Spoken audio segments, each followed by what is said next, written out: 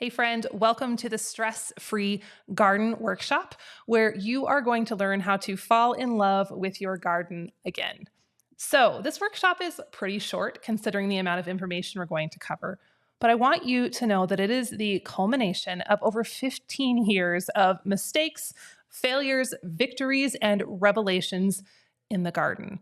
And I have been able to distill down all of the things I've learned over the last decade plus of gardening in one of the harshest climates in the United States. And I'm bringing them to you today. So grab your notebook or a pen and paper and let's get started.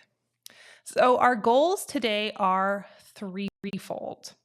So, first things first, I want to help you boost your garden yields because there's no sense in going to all the work of growing vegetables if you're not harvesting food to bring into your house.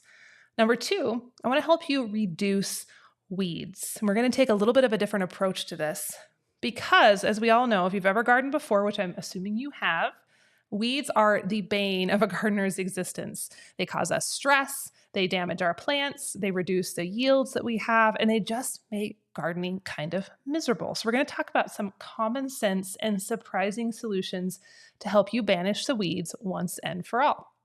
And number three, I want to help you eliminate stress because there have been seasons in my life that I absolutely resented my garden. I didn't want to go out there. I didn't even want to walk by it because it just made me feel bad.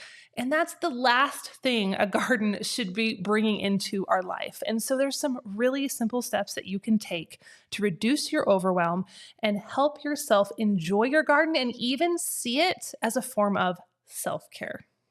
So, before we get into all of the pillars of my stress-free garden system, I want to introduce myself so you know who you're listening to.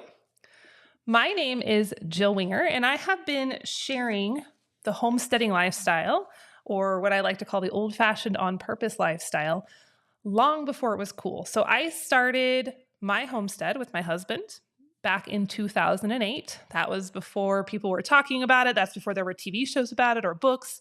It was just something that I felt very called towards. And in those early years of our homestead, it was my primary focus. I was a very young mom. All of our babies were born here on the homestead, and I wasn't working outside the home, and my husband was gone all day at his job. And so, pretty much all I had to do was be at home and work in my garden or clean out the chicken coop or bake bread. And there was a definite loveliness about that stage of life. However, it didn't stay that simple for long because we started adding more children into the mix, and I started to grow businesses, surprisingly, from my kitchen table. And so these businesses started to take off. And while I wasn't working outside the home, I was working a lot of hours and had a lot of irons in the fire. And what I discovered is that the garden that had once brought me so much joy and respite from my life as a young mom was now a constant sort of stress. And I kind of had to come to this breaking point, if you will, as my businesses started to grow and my calendar became more and more full, and there was all these obligations I had and things that were pulling me all these directions. I had to ask myself, am I going to keep gardening? Am I going to just put this aside and say that was just a period of my life where I gardened and now I don't do that anymore? And after quite a bit of soul searching, I decided, and I actually knew this all along, but I had to kind of work through it logically, how our brains work. But I recognized that it was non-negotiable for me to keep the garden. I needed the garden. It was an important part of my life, it was an important part of my sanity as a busy mom, and it really kept me grounded and balanced as I was, spending time online and writing books and doing speaking engagements and traveling, which was exciting and fun, but I just would crave the earth and crave the soil and crave the solace that I found in the garden. So I knew that I was going to keep the garden, but I also knew that I was going to keep my businesses because I loved both things.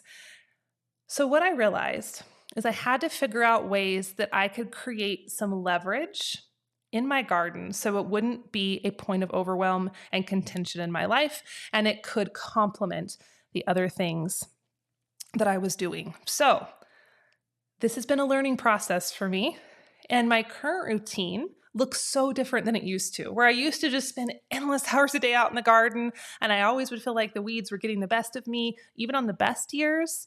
Now I spend roughly 15 to 20 minutes a day, and if I do spend longer, it's because I want to. And now I see my garden as a stress reliever instead of a stress inducer. Just last week, I had a really busy day on the computer. I had a lot of deadlines and emails to answer, and it was just one of those days. 3 o'clock came around, I felt frazzled and just a little bit out of whack, right? And so, what's the first thing I did? I turned off my computer when I was done. I put on my shoes and I headed out to my garden. And I spent time checking plants. I watered and I just soaked in those natural spaces. And it's so healing and grounding for me as a busy mom, as a busy entrepreneur, that I want you to have those same benefits. And so that's the point of this quick workshop today, is how you can have your cake, have your vegetables, and the rest of your life and eat it too. Okay. So that's what we're going to show you. So there's 3 steps to this that have been absolutely transformative in my own garden journey. So step number 1, you gotta automate your watering. So I told myself for many years that I didn't need to do this. And that worked for a time. When I was had one child and I didn't have any businesses, wasn't going anywhere, I could be out there hand watering the garden several times a day, and it kind of sort of worked for me, right? Or at least I told myself that. However, as my life started to get more full, I realized that I would just flat out not have time to hand water, or I wouldn't even have time to remember to move the sprinkler around. And even when I did, I might keep the ground moist enough so the plants wouldn't die, but they weren't thriving. And so my husband was the one who finally talked me into this. He's like, we're automating the water, whether you like it or not, because I think it's going to really help you. And so once I finally gave into that, I know that sounds so silly, but I'm stubborn, then man, everything changed. I started to see more yields. Everything was growing better. Shocking. When you water it, it grows. I don't know. Who would have thought, right? And I saved so much time. So I think that watering appropriately can be one of the most time-consuming aspects of growing vegetables, right? And it also leaves a lot of room for human error, which if you're me, that's not great. Because if there's something that I can forget or overlook in a busy day, it's going to be overlooked, right? And the garden is often the last thing I think about when I'm really stressed out. Also, I found that before I automated my water, I wasn't as prone to want to like travel places in the summer, because I'm like, I have to find someone to water. And what if they don't water properly? And even when I found a farm sitter, they would forget certain places and things would die. And that's just devastating when you've spent so much time cultivating. And so now with my automated system, I feel much better about taking weekend trips or even longer trips. And I know that the garden's going to be covered just fine. So you might be asking, cool, how do you do that, right? So here's a few pictures of our system. So I have a number of different growing spaces. We have our raised bed system that you can see in some of these, the silver metal beds. And then on the far left, there is my greenhouse, which has lower beds that are really just bordered by 2x4s. They're much shorter. But in both of these systems, we have installed an automated water. Now, my husband likes to over-engineer things. And so I don't want you to think that yours has to look like the system in these photos, because he buried his underground. That's not going to work for everybody. It worked for us as we were building out these beds, but this can absolutely still apply to you if you have an in-ground bed, or you have rows, or lasagna gardens, or, there's just lots of ways to do this. It doesn't have to look like mine. And because this can get kind of technical, and I'm thinking it would be rather boring for you to listen to me drone on about half-inch couplings and spaghetti line on a recording like this, we have included a special worksheet that we actually had offered to our paid members in a previous program. And so we're going to put that in, or we actually already put it in the email. So the email that you received that gave you this link to this video also has the link to that worksheet. And it has all of our measurements, and it's written out how we put together our system, and it gives you some ideas for yours. So in essence though, if you can see these little pipes that come out of the middle of our beds, they're buried in, and then we have a little attachment at the top with ports. And we have,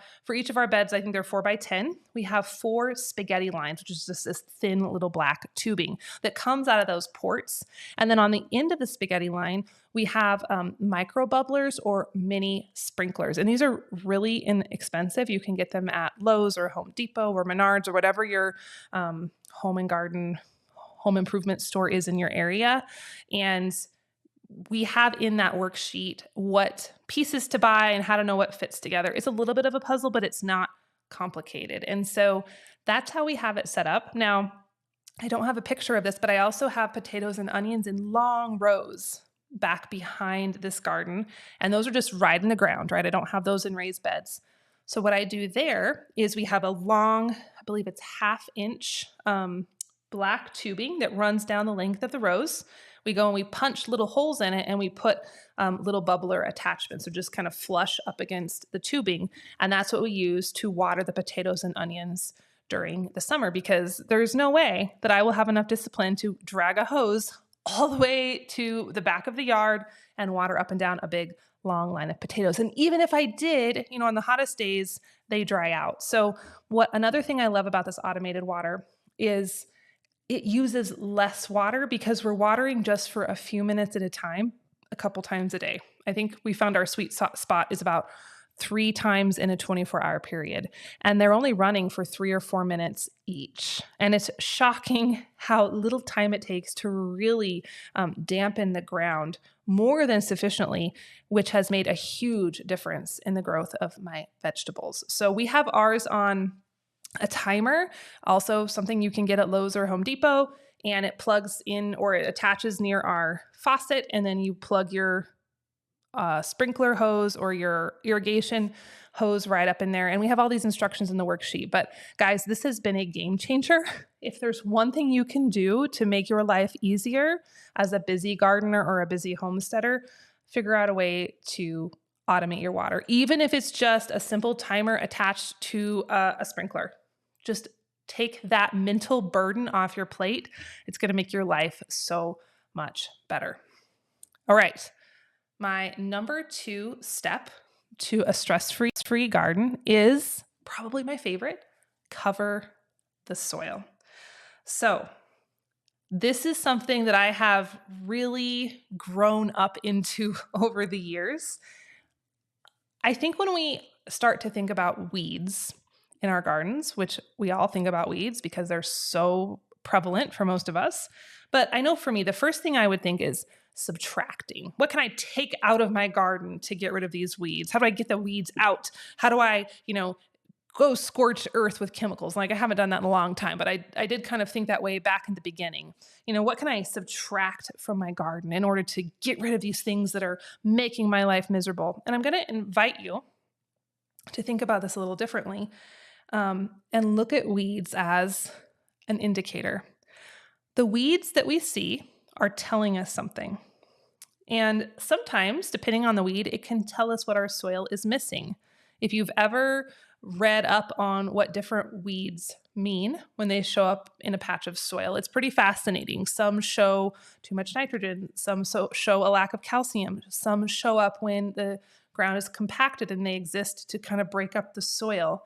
And other times, what weeds are telling us is simply that nature doesn't like to be naked. There are no natural places in nature other than deserts or beaches. Neither are great examples of soil fertility that are bare, right? Nature always covers herself with plants. And so if we kind of switch our thinking around and we start to think, okay, so why might nature be sending this rash of weeds into my garden? It's very likely because we're leaving bare ground. Right? We cultivate, we till, we plant, and we want that idyllic, beautiful black soil in between our rows of tomatoes and carrots and peas, right? And that's beautiful maybe to us, but nature would disagree.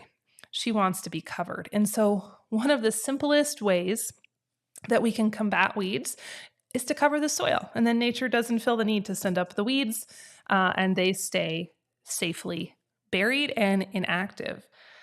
So, some tips for this, because I know this is a topic that when I first heard about it, I was like, cool, but how, right? How do I do this? So, there's a lot of different ways you can cover your soil. And mulch materials abound if you're willing to look for them. So my favorite mulching materials, number one, are grass clippings. And you can see in this far left photo of me and the cabbage, that's what I have in that bed. We do not spray our lawn with anything, so I know they're clean. And we will just take them straight from our lawnmower, put them in a pile, and then I grab them, put them on the garden.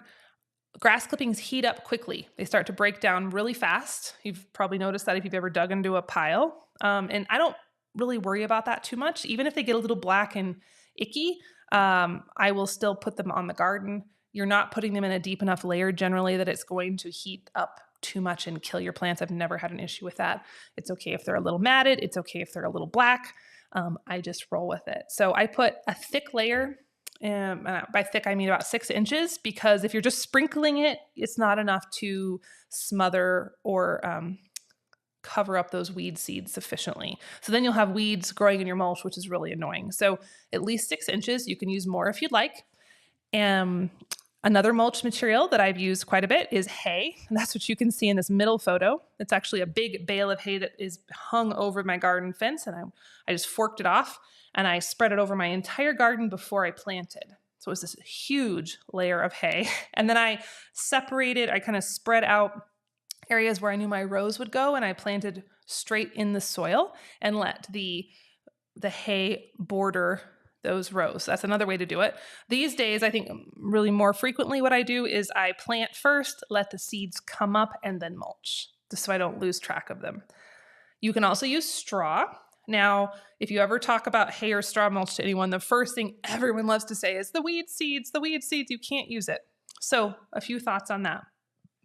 Not all hay or straw has a ton of seeds. It kind of just depends on the batch.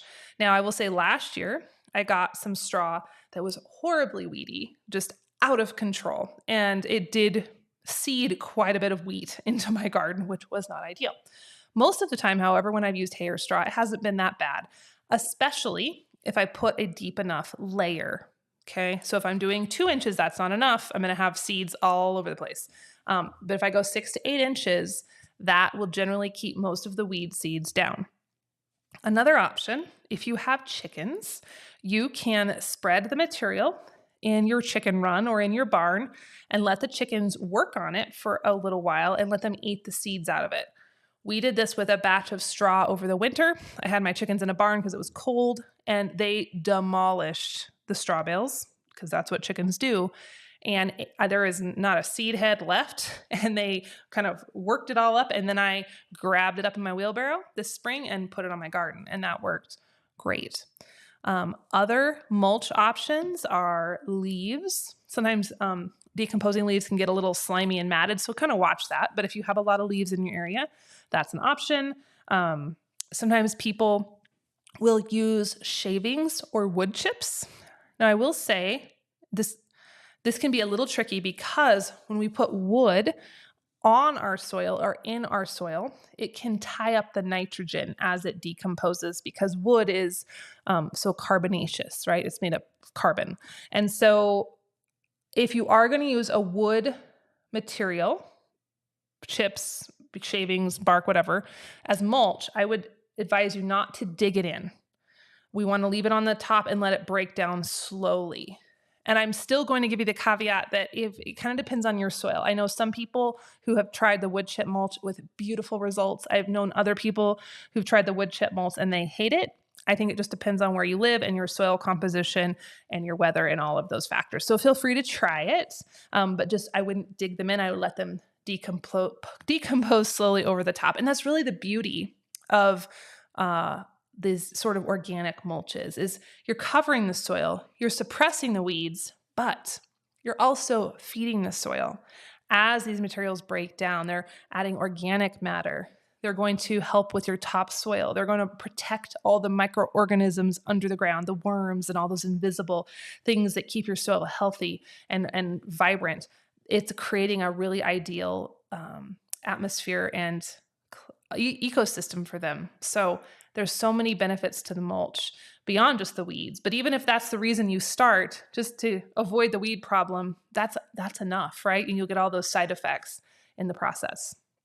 Now, one more warning about using hay or straw as mulch. Some of these materials, most notably hay, can be sprayed with herbicides. Now, the problem with the herbicides that is often used in hay fields, they're a category called aminopyralids, is that they won't kill grass, but they will kill broadleaf plants, such as tomatoes, potatoes, green beans, and so on. And so I got into this several times. It was disastrous, where I put hay on my garden, didn't realize it had been sprayed, and none of my vegetables grew very well. And so be really mindful if you are going to use a hay or straw mulch. Make sure it has not been sprayed. Ask the person you get it from.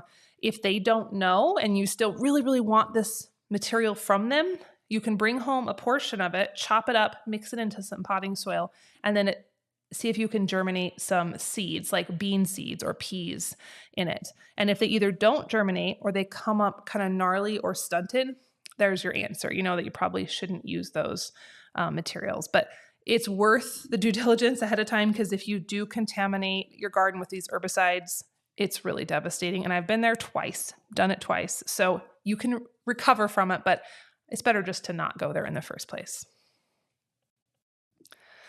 All right.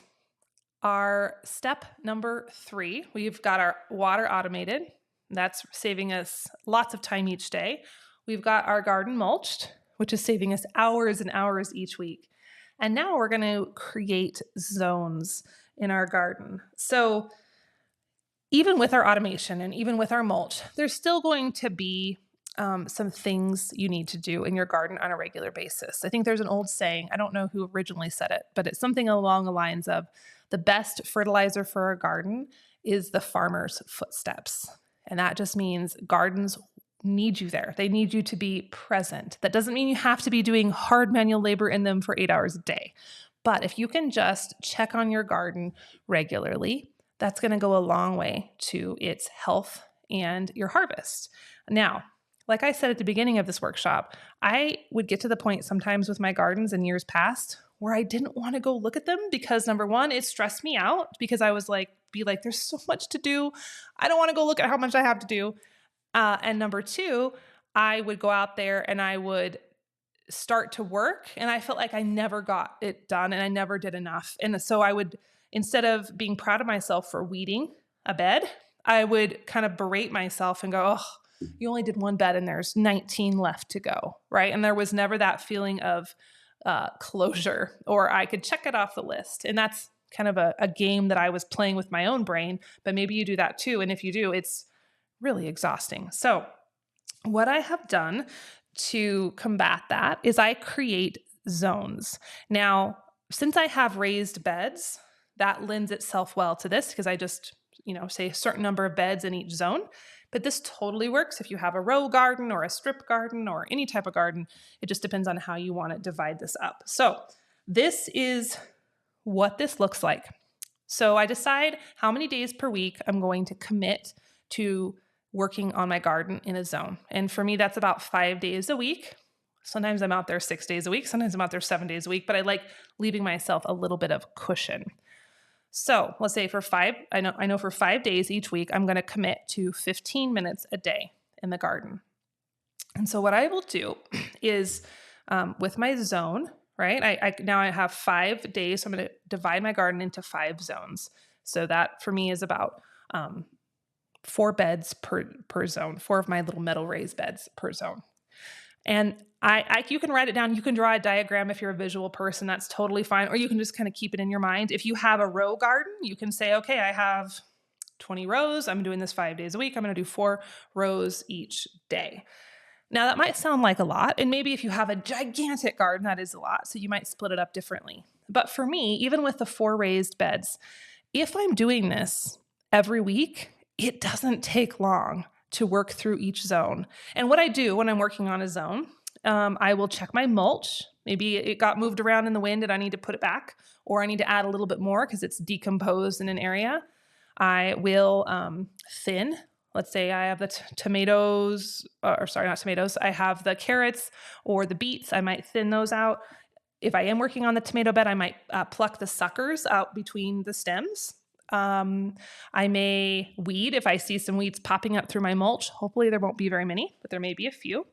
I'm going to check my water pattern to see if the soil is sufficiently damp throughout the whole bed or row to make sure my sprinklers are working properly. I might weed the in-between walkways. I might harvest a few things. I might just make mental notes. Oh, those beans are going to be ready next week. Those tomatoes need to go in 2 weeks. So I just kind of know where I'm at. But if you're keeping up on this, and so you're going to do zone 1 on day 1, zone 2 on day 2, and so on throughout the week. And then you just repeat the following week.